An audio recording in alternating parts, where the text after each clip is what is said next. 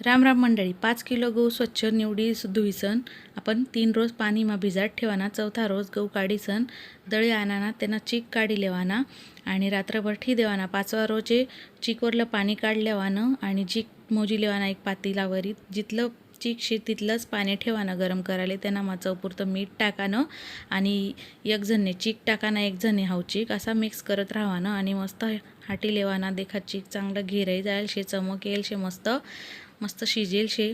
आता आपण सोऱ्या मा हाई चीक भरी लिहूत आणि मस्त अशा कुरड्या पाडलीत. देखा मस्त पांढऱ्या शुभ्र कुरड्या उन्यात आणि आपण आता रंगीत पण करूत. नारंगी काही पिवळ्या अशा कर लेवाना. मस्त 3-4 दिवस सुकाड लेवाना कडकडीत ऊन मा. हवाबंद डबा मा ठेवाना. 1 ते 2 वर्ष ह्या कुरड्या टिकतीस. आपली पारंपरिक रेसिपी शे. मस्त देखा कितला मस्त येईल शे तीस कुरड्या आपण तळील सण खाई लिहूत आणि चॅनलले सबस्क्राईब कर देऊ. चला मग धन्यवाद, भेटू नंतर घरगुती रेसिपी सोबत.